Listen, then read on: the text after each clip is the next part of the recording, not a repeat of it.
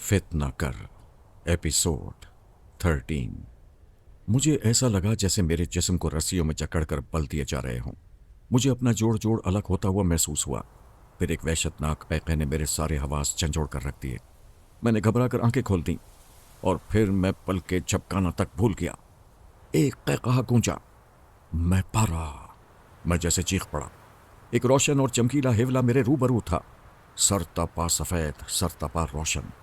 उस हेवले के खदोखाल इंसानी थे। क्यों, आखिरकार अकेले रह गए? जानी पहचानी आवाज सुनाई दी।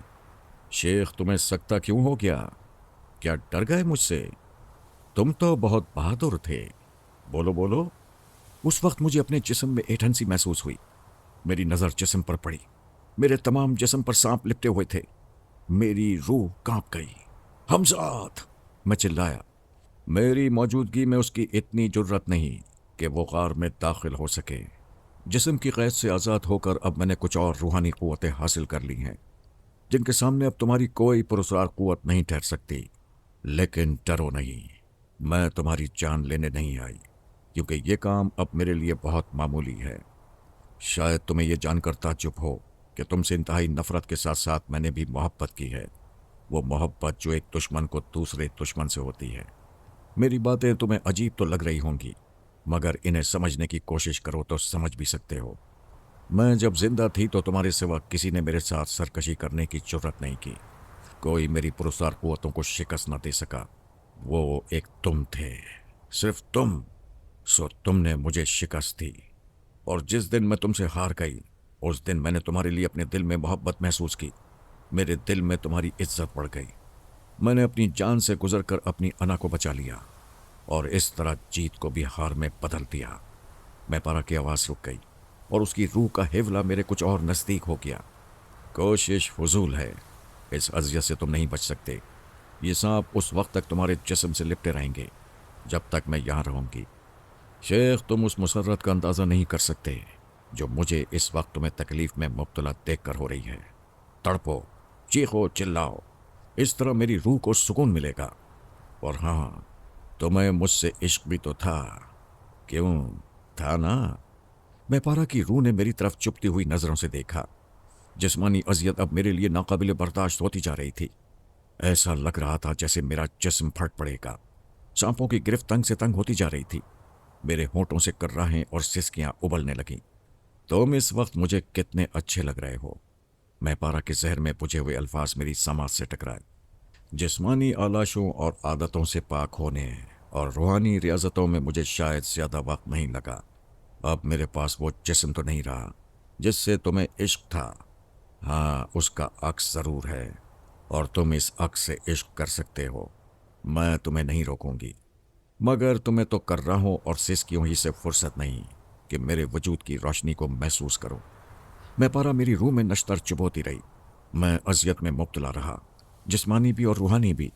लेकिन इसके बावजूद मैं पारा के क़यामत खेज जिस्म के हेवले ने मेरे वजूद पर एक नशा तारी कर दिया, और शायद उसी नशे का असर था कि मैं इंतहाई तकलीफ भी किसी तरह बर्दाश्त कर रहा था। मैंने तुम्हें चाहा, तुम्हारे जिस्म से पूजने की हद तक इश्क किया, लेकिन तुमने मेरे जज्बात को ठुकरा दिया, मेरी अना को मशरू कर दिया। मैं बमुश्किल पहली मर्तबा चंद अल्फाज अदा कर सका था, लेकिन अपनी बात मुकम्मल न कर सका। मुसालियत की कोशिश मत करो शेख, जो गुजर गया सो गुजर गया। एक बहादुर इंसान की तरह अपने दोस्तों दुश्मनों को कबूल करो। मैं पारा ने मेरी रूह पर एक और ज़रब लगाई। मैंने जवाब में कुछ कहना चाहा, लेकिन अल्फाज होंठों पर आकर कर्राह में तब्दील हो गए। मैं बेबसी से मैं पारा के रोशन हेवले को देखता रहा।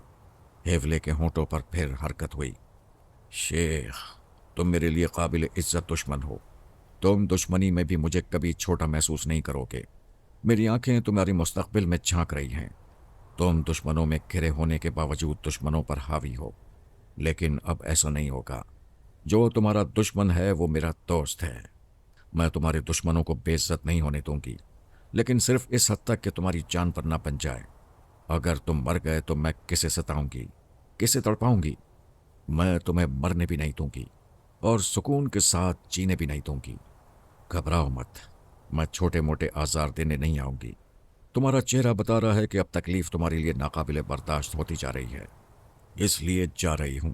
اور کب لوٹوں گی یہ تمہیں نہیں بتاؤں گی، تاکہ تمہارے حواس پر میرا خوف مسلط رہے۔ جہاں تمہارے دشمن تم پر بھاری پڑیں، سمجھ لینا کہ میں پارا اپنی دشمنی کا حق نبھا رہی ہے۔ تمہارا حمزہ تمہارے فراق میں بہت دیر سے پریشان ہے، اور اس دوران کئی بار وہ غار میں داخل ہونے کی ناکام کوشش کر چکا ہے۔ میں نہیں چاہتی کہ وہ مزید عذاب میں مبتلا رہے، کیونکہ تمہیں مجھ سے بچانے میں اس کا جسم خاصا جھلس گیا ہے۔ ان الفاظ کے ختم ہوتے ہی ہیولا بجھ گیا، اور دن کی روشنی کے باوجود مجھے چند لمحے کے لیے گہری تاریکی کا احساس ہوا۔ پھر پھنکاروں اور سرسراہٹوں کی گونج سنائی تھی۔ میرے جسم سے جیسے رسیوں کے بل کھلنے لگے۔ جب سارے بل کھل گئے تو میرے ذہن پر نیم بے ہوشی سی طاری ہو گئی۔ سارا جسم پھوڑے کی طرح دکھ رہا تھا۔ اسی کیفیت میں نے حمزات کو غار میں داخل ہوتے ہوئے دیکھا۔ وہ میری طرف لپکا۔ میں نے نیموا آنکھوں سے دیکھا۔ اس کے ہاتھ تیزی سے حرکت کر رہے تھے، اور ان حرکتوں کے ساتھ ساتھ میری جسمانی تکلیف کم سے کم ہوتی جا رہی تھی۔ وہ صرف چند لمحے تھے جن میں حمزات مجھے درد کے صحرا سے سکون و قرار کے گلستان میں کھینچ لایا تھا۔ مجھے ایک ایسی راحت کا احساس ہوا جو اس سے پہلے میں نے محسوس نہیں کی تھی۔ شدید تکلیف کے بعد انتہائی راحت کی کیفیت سے میری آنکھیں بند ہو گئیں۔ یہ وقت سونے کا نہیں، جاگنے کا ہے۔ 40 گھنٹے پورے ہو چکے ہیں، حمزات کی آواز سنائی تھی۔ 40 گھنٹے؟ میں نے آنکھیں کھول کر کھوئے کھوئے لہجے میں پوچھا۔ ان بزرگ کا چلہ پورا ہو چکا ہے۔ اس کا نادیدہ حملہ ہونے میں تھوڑا بہت وقت باقی ہے۔ اس دوران آپ کا ہوش و حواس میں رہنا بہت ضروری ہے۔ وہ اس غار کا پتہ لگا چکا ہے۔ اس سے پہلے کہ آپ یہاں سے فرار ہو جائیں، وہ آپ کے راستے مسدود کر دینا چاہتا ہے، لیکن میرے ہوتے ہوئے وہ ایسا نہیں کرے گا۔ حمزات کی آواز میں جوش آ گیا۔ اٹھیے۔ کہاں؟ میں نے ڈوبی ہوئی سی آواز میں سوال کیا۔ ہمیں فوراً یہ جگہ چھوڑ دینی ہے، حمزات نے کہا۔ جواب کا انتظار کیے بغیر میرے جسم کو اپنے بازوؤں میں اٹھایا اور تیر کی طرح غار سے نکل گیا۔ حمزات ابھی 2-3 پہاڑیاں ہی عبور کر پایا تھا کہ میں نے اپنے جسم میں گرمی کی شدید لہر محسوس کی، جیسے میرے جسم کو دہکتے ہوئے انگاروں پر پھینک دیا گیا ہو۔ اسی وقت حمزات پلٹا۔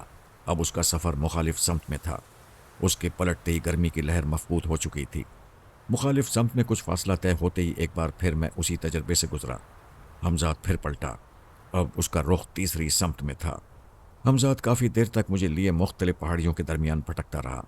اس کے سفر میں اتنی تیزی تھی کہ میں اس دوران اس سے یہ بھی نہ پوچھ پایا کہ یہ سب کیا ماجرا ہے۔ مجھے اندازہ ضرور تھا کہ معاملہ یقیناً پراسرار اور سنگین ہے، لیکن اس کی نوعیت کیا ہے، اس سے میں بے خبر تھا۔ غالباً ہر طرف سے مایوس ہو کر حمزات ایک چٹان کے سائے میں اتر گیا۔ اس کے جھلسے ہوئے چہرے پر پریشانی کا اظہار ہو رہا تھا۔ میں اسے سوالیہ نظروں سے دیکھنے لگا۔ اس کا انداز سوچنے کا سا تھا۔ ہم کھیرے جا چکے ہیں، لیکن یہ کام صرف اس کا نہیں ہو سکتا۔ حمزات پڑپڑایا۔ کیا ہوا؟ کچھ مجھے بھی تو بتاؤ۔ تم کیا سوچ رہے ہو؟ آخر اتنے گھبرائے ہوئے کیوں ہو؟ یہ کہتے ہی پہلی بار میں نے حمزات کا جھلسا ہوا چہرہ غور سے دیکھا۔ میرے ساتھ تکلیف و اذیت میں وہ بھی برابر کا شریک تھا۔ مجھے یقین ہے کہ میں نے اس کے بارے میں غلط اندازہ نہیں لگایا تھا۔ اس کی قوتوں سے نمٹنا میرے لیے مشکل نہیں تھا، لیکن حمزات کچھ کہتے کہتے رک گیا۔ کہہ دو جو کچھ کہنا چاہتے ہو، جھجکو مت، میں نے ٹھنڈی سانس بھرتے ہوئے کہا۔ مجھے تم پر اعتماد اور بھروسہ ہے۔ تمہاری راہیں مسدود کرنے والا وہ بزرگ نہیں۔ تم یہی کہنا چاہتے ہو نا کہ میں پارا کی روح اس شخص کی مدد کر رہی ہے؟ حمزات نے میرے سوال پر سر جھکا لیا۔ اس کی بے بسی پر مجھے ترس آنے لگا۔ میں نے اسے دلاسا دیتے ہوئے کہا، میں اچھی طرح جانتا ہوں اس تمام معاملے میں بے قصور ہو، پریشان ہونے کی کوئی ضرورت نہیں۔ میں تمہارے ساتھ رہتے ہوئے اتنے عذابوں سے گزر چکا ہوں کہ اب میری نظر میں موت اور زندگی کے کوئی معنی نہیں رہے۔ موت بہرحال آنی ہے اور اس کا ایک وقت مقرر ہے۔ میں جانتا ہوں کہ میں اس مقررہ وقت سے پہلے نہیں مروں گا۔ مجھے مفصل حالات سے آگاہ کرو۔ ممکن ہے کہ میں تمہیں بہتر مشورات دے سکوں۔ شاید میری وجہ سے تم خود بھی کسی مشکل میں گرفتار ہو چکے ہو جس نے تمہیں اس قدر فکر مند کر دیا ہے۔ حمزات پھر کسی سوچ میں پڑ گیا۔ میں ابھی ان کی دسترس سے باہر ہوں۔ حمزات کی آواز نے مجھے چونکا دیا۔ میں تنہا اس حصار کو عبور کر سکتا ہوں۔ مسئلہ صرف آپ کا ہے۔ اگر آپ نے اس حصار کو عبور کرنے کی کوشش کی تو آپ کا جسم چل اٹھے گا، جس کا معمولی سا تجربہ ابھی آپ کو ہو چکا ہے۔ اگر وہ مجھے یہاں قید رکھنا چاہتے ہیں تو یقیناً اس کا کوئی خطرناک مقصد بھی ہوگا۔ بالکل، حمزات نے جواب دیا۔ یہاں سے ملکہ کا فاصلہ کافی ہے۔ مجاہدین فوری طور پر آپ سے انتقام لینے یہاں نہیں پہنچ سکتے، اس لیے ضروری تھا کہ آپ کی فرار کی راہیں بند کر دی جائیں۔ آپ کے پاس میری موجودگی کے سبب उस शख्स के किसी नादीदा हमले की कामयाबी के इम्कानात नहीं थे। मुजाहिदीन भी चाहते हैं कि वो आपको अपने हाथों से कत्ल करें। मैंने ठंडी सांस ली। फिर तुमने क्या सोचा? सिर्फ यही सूरत है कि उन्हें यहां तक ना पहुंचने दिया जाए, और ऐसा मुमकिन है। अगर कुछ और इम्कान में ना हो तो मैं इतना ज़रूर कर ही सकता हूं कि उन्हें पहाड़ियों में भटकने पर मजबूर कर दूं और वो रास्ता भूल जाएं। हमजाद की बात सुनकर मुझे इत्मीनान महसूस हुआ। अब नाहिद की क्या हालत है और जंग किस मरहले में है? मैंने बैक वक्त 2 सवाल किए। नाहिद की वहशत पहले से कम हो चुकी है। वो जहनी सदमे के असर से तो किसी हद तक निकल चुकी है, मगर उस पर इंतकाम का भूत सवार हो गया है। वो बज़िद है कि तना आपसे इंतकाम लेने रवाना हो जाए। जंग अपने आखिरी मरहलों में है। अंग्रेज़ों का पल्ला भारी होता जा रहा है। मुजाहिदीन पीछे हट रहे हैं। इस सूरत हाल ने अमीर बाबू खान को बौखला दिया है। इन हालात के पेश नज़र वो फौरी तौर पर आपसे उलझते हुए गुरेज कर रहे हैं। उनकी तमाम तर तवज्जो मैदान जंग पर है। दूसरी तरफ तंजीम के कुछ अफराद आपके सिलसिले में किसी भी किस्म की रियायत या ताख़ीर के रवादार नहीं। उनमें पेश पेश सालार कायम खान है, जिसकी दस्तरस से आप बच निकले थे। इस तरह वो अपना बदला भी लेना चाहता है। हमजाद ने मुझे हालात से आगाह किया। सालार कायम खान। मेरी नज़रों में कायम खान का चेहरा घूम गया। वही कायम खान जिसने मुझे एक बार अंग्रेज़ों की कैद से छुड़ाकर मेरी जान बचाई थी।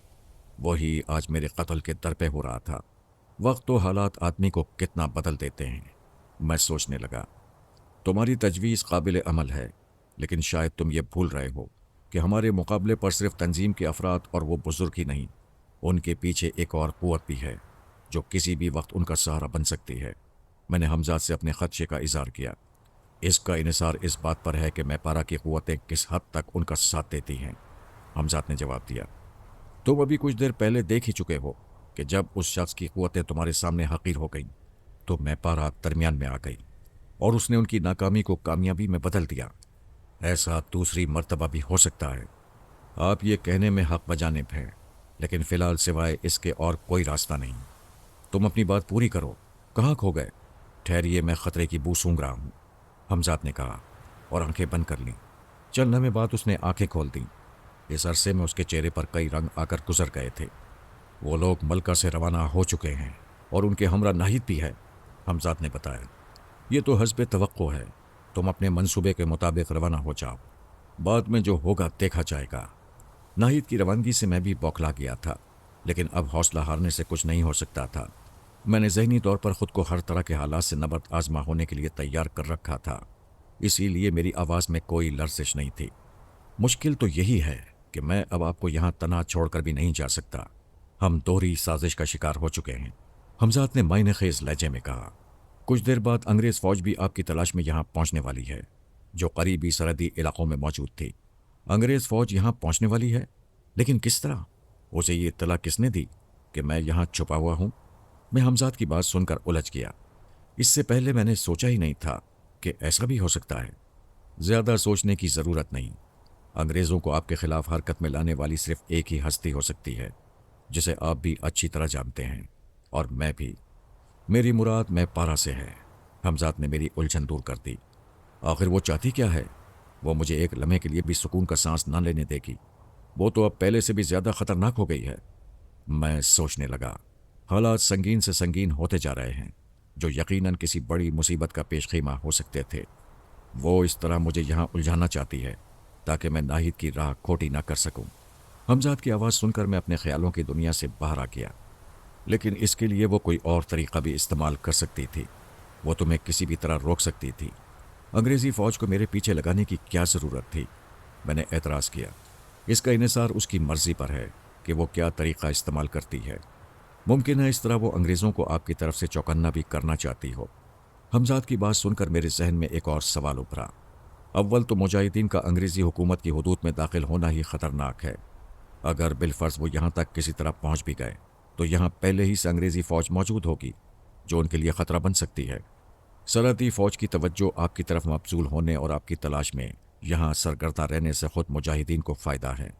वो इस मौके से फ़ायदा उठाकर अंग्रेज़ी हुकूमत की हदूद में बेखौफ व ख़तर दाखिल हो जाएंगे, क्योंकि सरहदी फ़ौज की तादाद बहुत कम रह जाएगी, जो इतने बड़े इलाके के लिए कतई नाकाफ़ी है।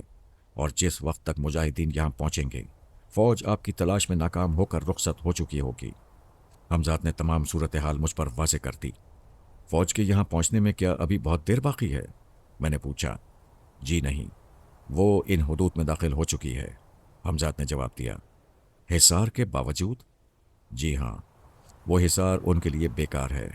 उसका असर सिर्फ आप तक महदूद है, क्योंकि वो आप ही के लिए कायम किया गया है, किसी और के लिए नहीं, हमजाद ने बताया। फिर तुम इस कदर पुरसुकून और इत्मीनान से क्यों बैठे हो? मुझे छुपा क्यों नहीं देते? इसकी ज़रूरत नहीं, मेरे होते हुए वो आपका कुछ भी बिगाड़ ना सकेंगे। हम किसी गार से ज़्यादा यहाँ महफूज हैं, इसीलिए मैंने यहाँ से उठना मुनासिब नहीं समझा, हमजाद ने जवाब दिया। कुछ ही देर में हर तरफ से भारी कदमों की आवाज़ें सुनाई देने लगी। क्या वो चारों जानिब से मुझे घेर तो नहीं रहे? कदमों की धमक बहुत करीब सुनकर मैं घबरा गया। ऐसा नहीं है, बल्कि वो लोग टुकड़ों में तकसीम होकर हर तरफ फैल रहे हैं। मुमकिन है कुछ लोग इधर भी आ निकलें, या उनकी मौत उन्हें इधर घेर लाए। मैं पूरी तरह मुस्तैद हूँ, आप बेफिक्र रहिए, हमजाद ने मुझे तसल्ली दी। रात का वक्त होता तो मुमकिन था कि किसी गार से बाहर भी महफूज रहा जा सकता था, लेकिन दिन के उजाले में इस तरह खुली जगह में रहना मेरे ख्याल से ख़तरनाक था। इसमें हमजाद की क्या मसलहत थी, ये कुछ देर बाद समझ में आ गया। वो दरअसल खुद फौज को अपनी तरफ मुतवज्जे करना चाहता था और अपनी पुरस्रार क़ुव्वतों से उन्हें हरासा करके उनके दिलों में मेरा खौफ बिठा देना चाहता था, ताकि आइंदा किसी मौके पर वो इस किस्म की जुर्रत ना कर सकें। वो उन्हें भरपूर सबक देना चाहता था। वो रहा, कोई चीखा, फिर हर तरफ से भागते हुए कदमों की आवाज़ें करीब आती गईं। क्या कर रहे हो तुम? मैंने घबरा कर हमजाद की तरफ देखा, जो आंखें बंद किए कहीं खोया हुआ था। फौजी चीखते हुए मेरी तरफ भागते चले आ रहे थे। लम्हा लम्हा उनके और मेरे दरमियान फासला कम से कम होता जा रहा था। खुदा जाने किसी फौजी को क्या सूझी कि उसने भागते भागते पोजीशन लेकर फायर कर दिया। फिर तो जैसे सभी पर जुनून सवार हो गया। वो सब भागते भागते तकरीबन 50 गज के फासले पर रुक गए थे। फजा में पै दर पे धमाकों की आवाज़ें आ रही थीं। कुछ देर तो फौजियों को यह होश ही न रहा कि उनकी गोलियों का क्या हशर हो रहा है। फिर शायद उनमें से किसी ने उस अजीब मंजर को देख लिया। उनकी गोलियां चट्टान के करीब पहुंचते पहुंचते अपना रुख तब्दील कर लेती हैं। फिर गालिबन उसने अपने साथियों की तवज्जो भी उसकी तरफ मबजूल कराई। रफ्ता रफ्ता फौजियों की तादाद में इजाफा होता जा रहा था। आसपास फैली हुई फौजी टुकड़ियां भी वहां पहुंचती जा रही थीं। हमजाद के होंठों पर बड़ी मायनेखेज मुस्कुराहट थी। इससे पहले कि तमाम फौजी यहाँ इकट्ठे हो जाएं और एकदम भाग खड़े हों, कुछ तमाशा ज़रूरी है। हमजाद के लहजे की सफ़ाकी महसूस करके मैं कांप उठा। वो इस वक्त मुझे कुछ अजीब अजीब और बदला बदला सा लग रहा था। फिर मेरी आंखों ने वो खूनी तमाशा देख लिया जिसकी तरफ हमजाद ने इशारा किया था। फौजी जिस जगह पोजीशन लिए हुए थे उसी के बिल्कुल करीब एक छोटी सी पहाड़ी थी। एक लम्हे के लिए मैंने हमजाद को उसके गिर्द चकराते देखा। फिर एक जोरदार धमाका सुनाई दिया और पहाड़ी के टुकड़े उड़ गए। एक कोहराम मच गया। मैंने अपने कानों पर हाथ रख लिए। मैंने देखा कि पहाड़ी फौजियों के ऊपर आ रही है। जो उसकी जद से बच गए थे वो चीखते चिल्लाते भाग रहे थे। पत्थरों के नीचे दबे हुए चीखते कर्राते फौजियों पर फिर मेरी नज़र पड़ी तो मुझे झुरझुरी सी आ गई। मुझे यहाँ से कहीं और ले चलो, मैं ये मंजर नहीं देख सकता। मैं आपको लेकर इस रकबा ज़मीन से बाहर नहीं जा सकता जिसके अतराफ हिसार खिंचा हुआ है। हाँ, ये मुमकिन है किसी और करीबी पहाड़ी या चट्टान के पास पहुंचा जा सके, हमजाद ने जवाब दिया।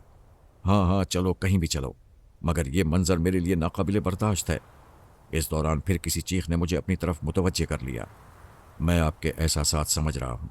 ये कहते हुए मुझे हमजाद ने उठाया और तेज़ी से एक पहाड़ी की तरफ बढ़ा। भागते हुए फौजियों को इस अजीब और पुरस्कार मंजर ने और भी बौखला दिया। उनके भागने की रफ्तार में और भी तेज़ी आ गई। रुक जाओ! वो आवाज़ गालिबन किसी फौजी अफसर की थी जो अपने साथ एक ताज़ा दम दस्ता लेकर इस तरफ आया था, मगर उसकी आवाज़ पर किसी ने कान न धरे। बचकर भागने वालों की तादाद कुछ ज़्यादा नहीं थी, क्योंकि पहाड़ी की जद से बहुत कम लोग बच सकते थे। मैं इससे ज़्यादा न देख सका और ना सुन सका, क्योंकि हमजाद मुझे लेकर अब उस पहाड़ी की चोटी तक पहुंच चुका था जिस तरफ उसका सफ़र जारी था। हमजाद ने मुझे एक हमवार जगह बिठा दिया। आसपास खुदरो झाड़ियाँ उगी हुई थीं। अभी मुझे उस पहाड़ी पर चंद मिनट ही गुजरे थे कि फ़ज़ा एक बार फिर धमाकों से गूंज उठी। ये कैसी आवाज़ें हैं? मैंने हमजाद से पूछा। वो आपको डराने की खातिर अपनी दानिश में हवाई फायरिंग कर रहे हैं, हमजाद ने जवाब दिया। मुझे डराने के लिए? वो तो खौफजदा होकर भाग रहे हैं। ये फौजियों का दूसरा दस्ता है जिसे पहले दस्ते का हशर मालूम नहीं, वरना इस तरह की हिमाकत ना करते। अभी देखते जाइए, अच्छा है उनका भी हौसला निकल जाएगा, हमजाद ने मायने खेज अंदाज में कहा। नहीं, मैंने सख्ती से कहा, अब कोई खूनी मंजर नहीं दोहराया जाएगा। میرے اعصاب جواب دے چکے ہیں۔ میں سمجھا نہیں، مجھے کچھ سمجھ میں نہیں آ رہا ہے۔ آخر اس خونی تماشے کی کیا ضرورت تھی؟ میں چاہتا ہوں کہ آئندہ کبھی انگریز اس بات کی ہمت نہ کر سکیں، اور یہ اس وقت ممکن ہے جب ان کے سپاہی کسی بھی قیمت پر آپ کے مقابلے پر آنے کے لیے تیار نہ ہو۔ یہاں سے زندہ بچ کر نکل جانے والے لوگوں نے یہاں جو کچھ دیکھا ہے وہ دوسرے لوگوں کی ہمتیں پست کر دینے کے لیے کافی ہے۔ یہ تو آپ جانتے ہی ہیں کہ ایسی خبریں جنگل کی آگ کی طرح پھیلتی ہیں۔ حمزات نے اس خونی تماشے کی وجہ بیان کی۔ تمہارا جو بھی مقصد ہو میں نہیں جانتا، ممکن ہے تم ٹھیک ہی کہہ رہے ہو، اور اس وقت میں تمہاری بات نہ سمجھ پا رہا ہوں۔ میں نے بے ساکھیاں قریب کھسکاتے ہوئے کہا، میں اب آپ کے حکم کے مطابق کوشش کروں گا کہ بغیر کشت و خون کے کام نکل جائے۔ ویسے میں آپ کو یہ بتا دوں کہ ہماری اس پہاڑی پر موجودگی ان سے چھپی ہوئی نہیں ہے۔ تو میں نے حمزات کو سوالیہ نظروں سے دیکھا۔ وہ اس پہاڑی کا محاصرہ کر رہے ہیں۔ کیا کوئی ایسی صورت ممکن ہے کہ کشت و خون کی نوبت نہ آئے؟ ایسا ہی ہوگا۔ وہ اس پہاڑی پر چڑھ ہی نہیں سکیں گے، اور اس کے لیے مجھے آپ سے کچھ دیر کے لیے جدا ہونا پڑے گا۔ جاؤ، میں نے حمزات کو جانے کا حکم دیا۔ حمزات کے جاتے ہی میں نے ایک عجیب سا شور سنا، جیسے بیک وقت سینکڑوں درندے چیخنے لگے ہوں۔ چیخیں، شور، ہنگامہ۔ اب دھماکوں کی آوازیں ختم ہو چکی تھیں اور صرف ایک بے ہنگم شور سنائی دے رہا تھا۔ پھر یہ شور بھی تھم گیا۔ فی الحال وہ خوفزدہ ہو کر بھاگ کھڑے ہوئے ہیں۔ حمزات میرے پاس لوٹ آیا۔ پھر انہی ہنگاموں میں سورج ڈوب گیا۔ دن بھر حمزات نے فوجیوں کو تھکا تھکا کر نڈھال کر دیا۔ جو زندہ بچ گئے تھے وہ شام ہوتے ہوتے خوفزدہ ہو کر فرار ہو گئے۔ اب ہر طرف ایک بوجھل بوجھل سی خاموشی پھیلی ہوئی تھی۔ حمزات مجھے دوبارہ اسی غار میں لے آیا تھا جہاں میں کئی دن سے چھپا ہوا تھا۔ اب میں جا رہا ہوں، آپ آرام کیجیے، حمزات نے مجھے لٹاتے ہوئے کہا۔ کہاں؟ کوشش کرنے میں کوئی حرج نہیں، ابھی کچھ وقت باقی ہے۔ ناہید اور وہ بزرگ قائم خان اور دوسرے مجاہدین یہاں سے ابھی تقریباً 2 میل کے فاصلے پر ہیں۔ راستے ہی میں ان سے کیوں نہ نمٹ لیا جائے۔ حمزات رخصت ہونے کے لیے اجازت طلب نگاہوں سے میری طرف دیکھنے لگا۔ ہاں جاؤ اور جو مناسب سمجھو کرو، میں نے تھکی ہوئی آواز میں جواب دیا۔ دن بھر کے ہنگامے نے میرے اعصاب کو جھنجھوڑ کر رکھ دیا تھا۔ تنہائی ملتے ہی میرا ذہن گزشتہ واقعات کی بھول بھلائیوں میں الجھنے لگا، لیکن مستقبل میرے لیے کیا ہولناکیاں لانے والا تھا، میں اس سے بے خبر تھا۔ میرے خیال کی روح بھٹکتے بھٹکتے اس شخص کی طرف چلی گئی جسے میں نے اب تک نہیں دیکھا تھا۔ میرے دل میں اسے دیکھنے کی خواہش پیدا ہوئی۔ میں نے آنکھیں بند کر کے ناہید اور قائم خان کا تصور کیا، کیونکہ میرے علم میں تھا کہ وہ شخص انہی لوگوں کے ہمراہ ہوگا۔ میرے تصور کی سطح پر ناہید کا چہرہ ابھرا، غیظ و غضب میں ڈوبا ہوا چہرہ۔ اس کی پشت پر بندوق کی نال نظر آ رہی تھی اور کمر سے تلوار بھی بندھی ہوئی تھی۔ میں نے اپنے تصور کا دائرہ وسیع کیا اور چونک پڑا۔ ناہید اکیلی تھی۔ چونکو مت شیخ، اسے تمہارے پاس آنے سے کوئی نہیں روک سکتا۔ مجھے دوسرا ذہنی جھٹکا لگا۔ یہ آواز 100% میں پارا کی تھی۔ میں نے ایک چمکیلا غبار ناہید کے گھوڑے کے ساتھ متحرک دیکھا۔ تمہارا حمزات تاریک الدنیا شخص قائم خان اور دوسرے لوگوں کو بھٹکانے میں کامیاب ہو چکا ہے۔ اگر میں درمیان میں نہ آتی تو ممکن تھا کہ ناہید بھی کبھی تم تک پہنچ کر اپنے انتقام کی آگ نہ بجھا پاتی۔ سوچو، اس معصوم لڑکی پر تم نے کتنا ظلم کیا ہے۔ تمہیں اس ظلم کی سزا نہ ملنا نا انصافی ہے۔ میں سمجھتی ہوں کہ ایک کمزور اور بے سہارا لڑکی سے مقابلہ کرنے کے لیے تمہیں اپنی پرسرار قوت بروئے کار لانے کی ضرورت نہیں۔ ایک غیرت مند اور باضمیر شخص کی طرح جینا سیکھو۔ میں تمہارے اور ناہید کے درمیان صرف اس حد تک دخل دوں گی کہ وہ تم تک پہنچ جائے اور تمہارا حمزات درمیان میں نہ آ سکے۔ میں ایک سحر زدہ شخص کی طرح سب کچھ دیکھتا رہا، سنتا رہا، جیسے اس تمام واقعے کا مجھ سے کوئی تعلق نہ ہو۔ میں نے میپارا کی بات کا کوئی جواب نہیں دیا، حالانکہ میرے علم میں تھا کہ جس طرح میپارا اپنی بات مجھ تک پہنچانے کی قوت رکھتی ہے، وہ میری بات بھی سن سکتی ہے۔ اچانک میرے ذہن میں حمزات کا خیال آیا اور میں نے آنکھیں کھول کر سلسلہ تصور منقطع کر دیا تاکہ دوبارہ حمزات کا تصور کر کے اس سے رابطہ قائم کر سکوں۔ میں نے آنکھیں بند کیں اور حمزات کا تصور کیا۔ میں نے ایک قہقہہ سنا۔ اس قہقہے کا زہر میری سماعت میں اترتا چلا گیا۔ میں پارا سالم، میں بڑبڑایا۔ میں نے تم سے ابھی کچھ دیر پہلے ہی کہا تھا کہ اس معاملے میں تمہارا حمزات تمہاری کوئی مدد نہیں کر سکے گا، پھر ناحق جھک مارنے کی کیا ضرورت ہے؟ میں پارا کی آواز غار میں گونجی۔ تم اس سے رابطہ قائم نہ کر سکو گے اس وقت تک جب تک کہ میں نہ چاہوں، اور میں اس وقت تک یہ نہیں چاہوں گی جب تک۔ خیر رہنے دو، ڈر جاؤ گے۔ آنکھیں کھولو، ناہید غار کے باہر پہنچ چکی ہے۔ देखो मैं तुम्हारे लिए कितना ईसार कर रही हूँ। तुम्हारे अंधेरे गार को रोशन किए दे रही हूँ ताकि तुम दोनों एक दूसरे से भरपूर और जचे तुले वार कर सको। खतरा बिल्कुल मेरे सर पर पहुंच चुका था। मैं कोनियों के बल उठकर बैठ गया। तारीख गार में एकदम रोशनी उमट आई।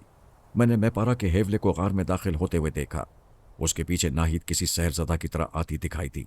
उसके हाथ में बरहना तलवार चमक रही थी। मेरा दिल डूबने लगा। मुझ पर नजर पड़ते ही जैसे नाहिद होश में आ गई। तू, मैंने आखिर तुझे ढूंढ ही लिया। ये कहते ही वो तेजी से मेरी तरफ लपकी और अगर मैं उछलकर फौरन एक तरफ ना होता तो उसकी तलवार का वार मेरी गर्दन उड़ा चुका होता। इस दौरान मुझे करीब पड़ी हुई बैसाखी उठाने का मौका मिल गया। नाहिद संभल कर पलटी। मैं तुझे जिंदा नहीं छोड़ूंगी, नाहिद जुनूनियों की तरह चीखी। नाहिद की तलवार का पहला वार मैंने बैसाखी पर रोक तो लिया, लेकिन तलवार की ज़र्ब इतनी शदीद थी कि बैसाखी मेरे हाथ से छूटकर दूर जा गिरी। तलवार फिर चमकी। मौत सर पर होती है तो आदमी की क़ुव्वत मुदाफ़अत बढ़ जाती है। मैंने वो ख़तरनाक वार भी एक तरफ लुढ़क कर ज़ाया कर दिया, मगर नाहिद के जिस्म में तो बिजलियां सी कूद रही थीं। मुझे एतराफ़ है कि उस वक्त मैं बहुत खौफज़दा था, मगर एक टांग से माजूर होने के बावजूद मैं जिस फुर्ती और मुस्तैदी का सबूत दे रहा था वो यकीनन मेरी ही हिम्मत थी, वरना इस सूरत हाल में कोई दूसरा शख्स होता तो कभी का हाथ पैर छोड़ चुका होता। मौत के खौफ ने मेरे सारे हवास बेदार कर दिए थे। मुझे याद है कि मैं नाहिद के वार से बचने के लिए तेजी से एक तरफ सरका था, लेकिन मेरे दाएं बाजू में तलवार की नोक उचटती हुई सी लगी। मैंने एक बार फिर समझना चाहा था और इसी कोशिश में उठकर औंधे मुंह गिरा।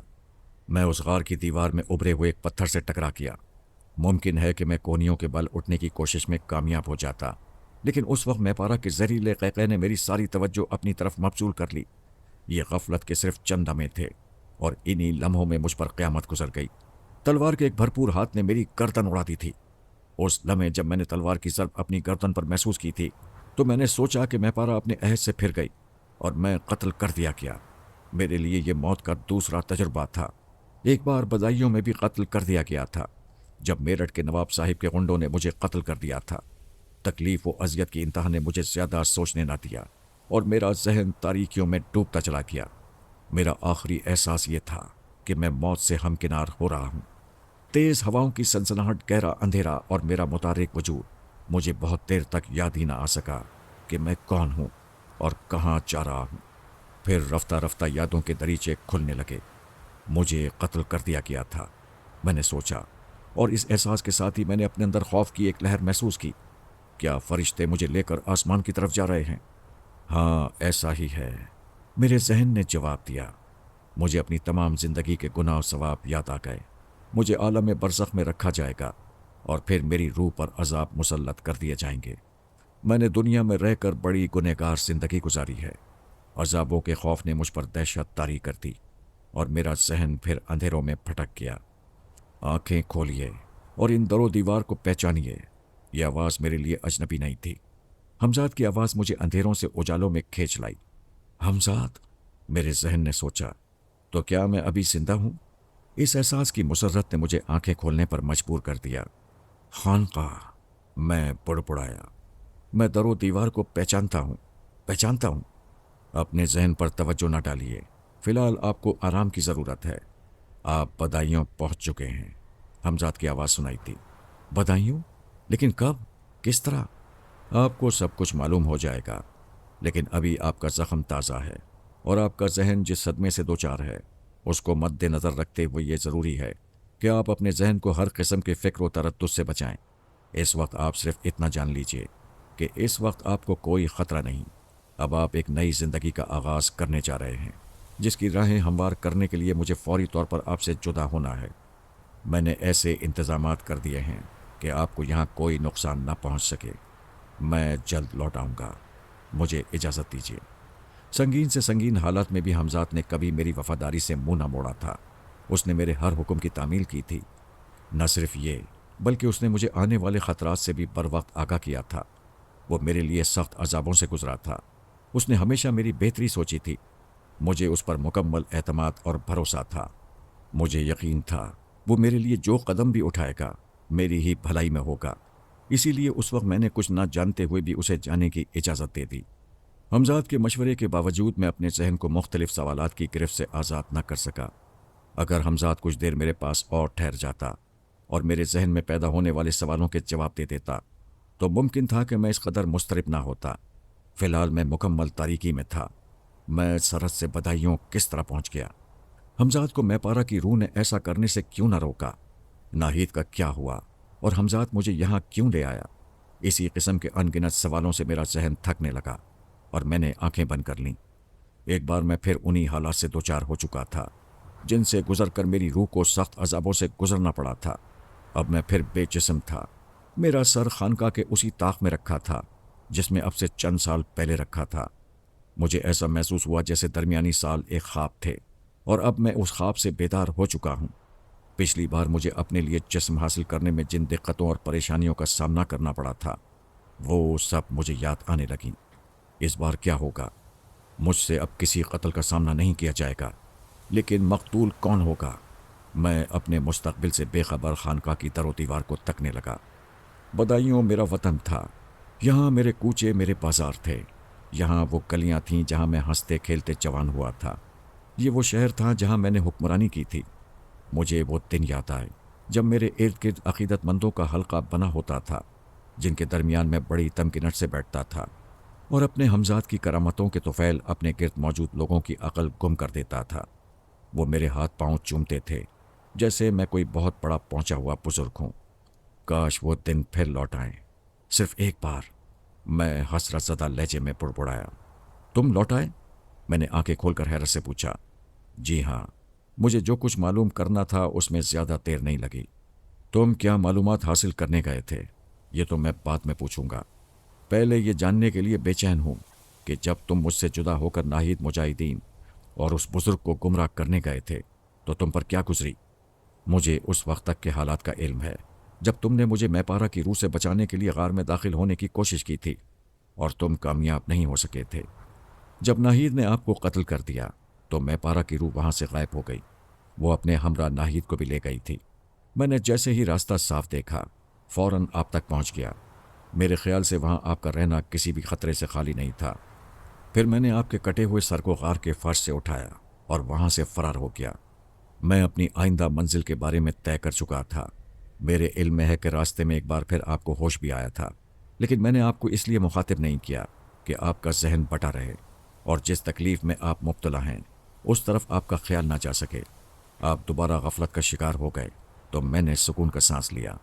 میں رات ہی یہاں پہنچ گیا تھا، لیکن میں چاہتا تھا کہ صبح سے پہلے آپ کو ہوش نہ آئے تاکہ تکلیف و اذیت کا وہ وقفہ گزر جائے جس سے آپ دوچار تھے۔ میں نے آپ پر بے ہوشی طاری کر دی تھی اور جب میں نے محسوس کیا کہ اب آپ اس اذیت سے نجات پا چکے ہیں تو میں نے آپ کو بیدار کر دیا۔ اتنا کہہ کر حمزاد خاموش ہو گیا اور میری آنکھوں میں دیکھنے لگا۔ میں جانتا ہوں آپ ابھی بہت کچھ پوچھنا چاہتے ہیں، ابھی آپ کے ذہن میں بہت سے سوالات ہیں، لیکن ان سوالوں کا جواب ابھی میرے پاس نہیں ہے۔ اس کے لیے مجھے کچھ وقت درکار ہے۔ آپ ذرا چند لمحے توقف کیجیے۔ حمزاد نے اپنی آنکھیں بند کر لیں اور کہیں کھو گیا۔ اس کے چہرے پر عجیب سے تاثرات تھے جیسے وہ کسی الجھن میں ہو۔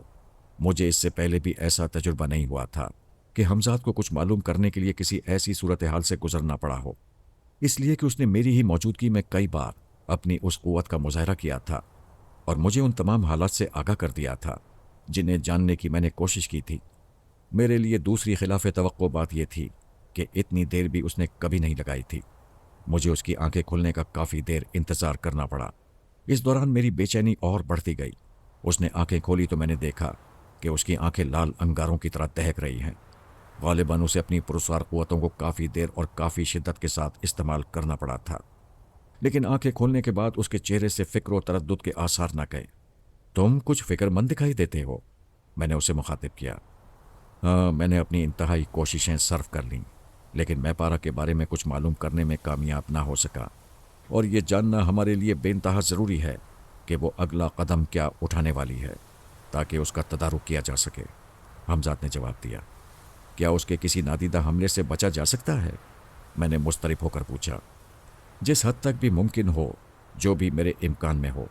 میں نے بہرحال ابھی اس کے سامنے ہار نہیں مانی، حمزاد بولا، اور اس کی بات سن کر میرے دل کو کچھ تقویت سی محسوس ہوئی۔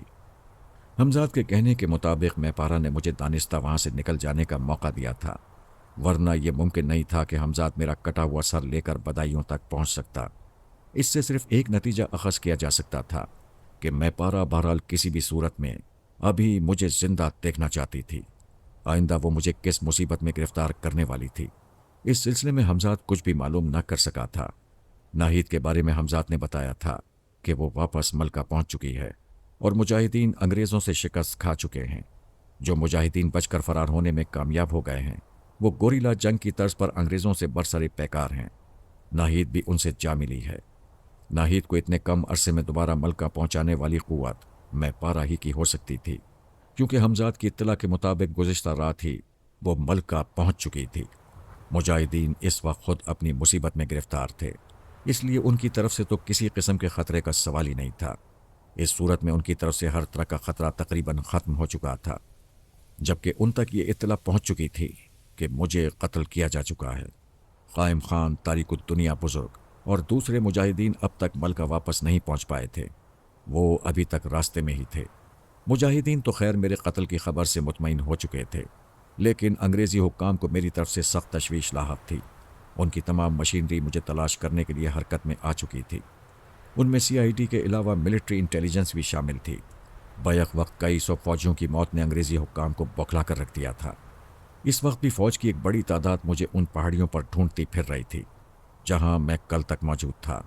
انگریز حکام نے احتیاطاً وہاں فوج کے ایسے دستے روانہ کیے تھے جن کے گزشتہ پراسرار اور اندوناک واقعے کی اطلاع اب تک ان تک نہ پہنچ پائی تھی، تاکہ وہ میرے بارے میں جان کر خوفزدہ نہ ہو جائیں۔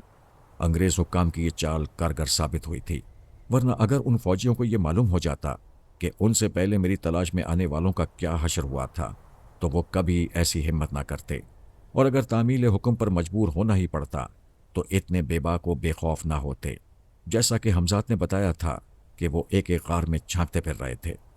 انگریز فوج کو میرے پیچھے میں پارا نے لگایا تھا، لیکن موجودہ صورتحال کے پیش نظر یہ اندازہ بخوبی لگایا جا سکتا تھا کہ اب میں پارا ان کی کوئی رہنمائی نہیں کر رہی ہے، ورنہ وہ اس طرح خامخواہ ان پہاڑیوں میں نہ بھٹکتے پھرتے جہاں سے میں سینکڑوں میل دور پہنچ چکا تھا۔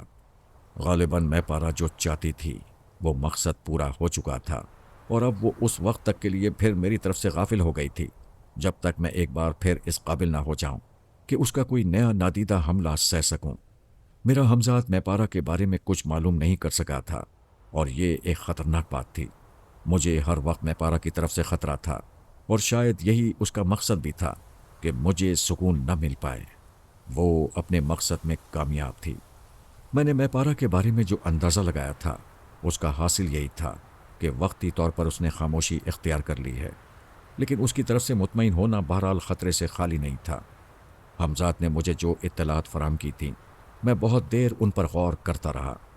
حمزاد بھی میری اس کیفیت سے بے خبر نہیں تھا، اسی لیے اس نے مجھے مخاطب کرنے کی ضرورت محسوس نہیں کی۔ ہر چند کے ابھی مجھے بتانے کے لیے اس کے پاس بہت سی اطلاعات تھیں جن کا تعلق میری آئندہ زندگی سے تھا۔